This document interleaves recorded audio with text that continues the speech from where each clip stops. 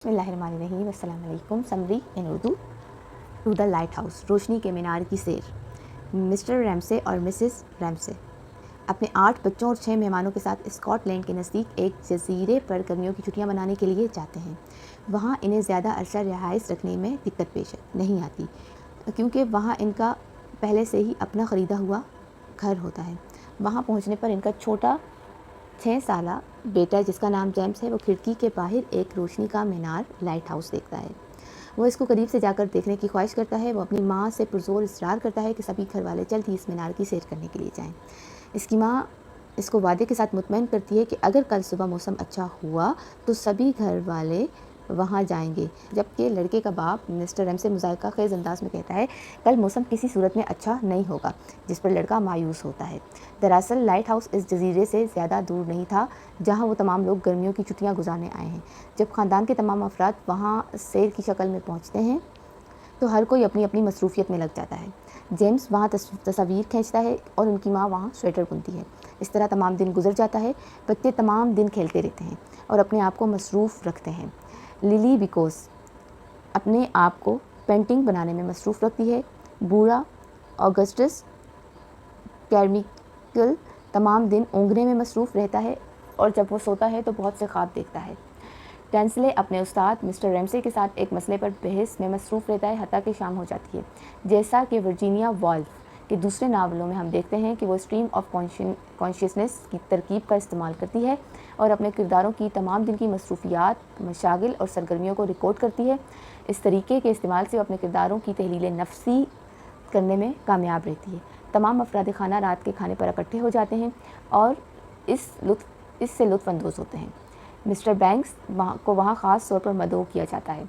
इशाइया के बाद तमाम बच्चे सो जाते हैं, जबकि बाकी तमाम अफराद साहिल पर सैर करने के लिए चले जाते हैं। मिस्टर एंड मिसेस रैमसे वहाँ मुताला करने में मसरूफ़ हो जाते हैं। इन्हें वक्त गुजरने का पता ही नहीं चलता।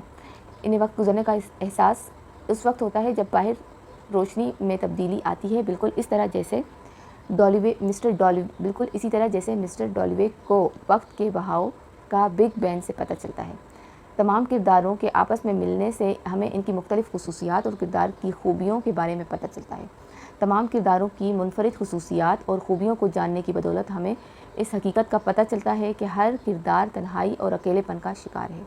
हर किरदार अपनी तन्हाई की हालत में रहते हुए अपने किरदार की एक अलहदा मुनफरिद अंदरूनी हालत पेश करता है। दरअसल ये नावल जो मुख्तलिफ़ किरदारों की माजी की सरगर्मियों, तजुर्बात, वाक़ियात, हादसात और मुशाहिदात वगैरह के मुताले का दूसरा नाम है। वर्जीनिया वॉल्फ की बेहतरीन फ़न किरदारी की खुसूसियत में से एक खुसूसियत है कि तमाम किरदारों का एक दूसरे के साथ रहने के बावजूद हर किरदार अपनी ही शख्सियत में एक मुनफरिद खुसूसियत रखता है।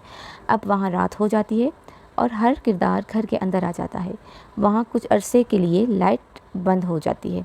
ये दरअसल ये मुख्तलिफ़ किरदारों का एक दूसरे से चंद घंटे मिलना इन तमाम तजुर्बात, मुशाहिदात, शादी और अमवात के वाक़ियात को ज़ाहिर करता है जो इस अरसे में हुए, जिसमें मकान 10 साल खाली पड़ा रहा। ये वही तजुर्बात व मुशाहिदात और मुख्तलिफ़ किरदारों की शादी और मौत के वाक़ियात हैं जो अभी तक मुख्तलिफ़ किरदारों के जहनों में नक्श हो गए हैं। इनकी खुद कलामी इंटीरियर मोनोलॉग्स की सूरत में मंजर आम पर आ रहे हैं। जो ही सुबह होती है तमाम किरदार समर कैंप वापस आ जाते हैं। अगरचे मिसेस रैमसे वफ़ात पा चुकी हैं, लेकिन अभी तक इसकी रूह तमाम किरदारों के जहनों को मुतासिर करती है। मिसेस रैमसे की रूह यादों की सूरत में मुख्तलिफ़ किरदारों के जहनों में आती है और इस तरह अभी तक वो अपना नज़रिया इनके जहनों में बरकरार रखे हुए है। जेम्स अपने बाप और बहन के साथ लाइट हाउस की तरफ चला जाता है। लिली ब्रिस्कोस कुछ और अरसे के लिए वहाँ क़याम करती है और इसी जगह अपना ईज़ल सेट करती है जहाँ इसने आज से 10 साल पहले लगाया था। दरअसल वो ईज़ल वहाँ इसलिए लगाती है ताकि वो अपनी पेंट होने वाली तस्वीर मुकम्मल कर सके। लिली ब्रिस्को अपनी माँ की तस्वीर मुकम्मल करती है क्योंकि माँ का तसव्वुर हर वक्त इसके जहन और आँखों में ज़ाहिर होता है। मरहूमा मिसेस रैमसे का तसव्वुर बार बार मुख्तलिफ़ किरदारों के जहनों में आता है जो कि लाइट हाउस की मुस्तकिल रहने वाली हकीकत को ज़ाहिर करता है। इस नावल में किसी किस्म की शिद्दत पसंदी जैसे लूट मार, कत्लो गारत, डाका ज़नी, जिनसी हवस वगैरह के वाक़ियात का जिक्र नहीं है। इस लिहाज से देखा जाए तो ये नावल एक रिवायती नावल नहीं, क्योंकि अक्सर रिवायती नावलों में जज्बात की शिद्दत पसंदी जैसे वाक़ियात होते हैं। इस नावल में स्ट्रीम ऑफ कॉन्शियसनेस की तकनीक को अपनाया गया है और नावल का तमाम एक्शन किरदारों की खुद कलामी انٹیریئر مونولوگ کے ذریعے آگے بڑھتا ہے۔ ورجینیا وولف اکثر اپنے ناولوں میں اس تکنیک کے استعمال کے ذریعے ہر کردار کو نہ صرف اس قابل بنا دیتی ہے کہ وہ اپنی اندرونی کیفیت کا خود مطالعہ کرے، بلکہ اپنے اندر ہونے والی نفسیاتی تبدیلیوں کو خود بہتر محسوس کر سکے۔ مزید برآں، ورجینیا وولف مختلف کرداروں میں ہونے والی نفسیاتی تبدیلیوں کو دوسرے مختلف کرداروں کے ذریعے ظاہر کرتی ہے۔ مختصراً ہم یہ کہہ سکتے ہیں کہ ورجینیا وولف کا سب سے بڑا مقصد اس ناول کو لکھنے میں یہ ہے کہ وہ نہ صرف تمام کرداروں کو حقیقی انداز میں پیش کر سکے، بلکہ ان منفرد شخصیت کی خوبیوں اور خصوصیات کا غیر جانبداری سے تجزیہ کر سکے۔ تو یہ تھی دی لائٹ ہاؤس کی سمری۔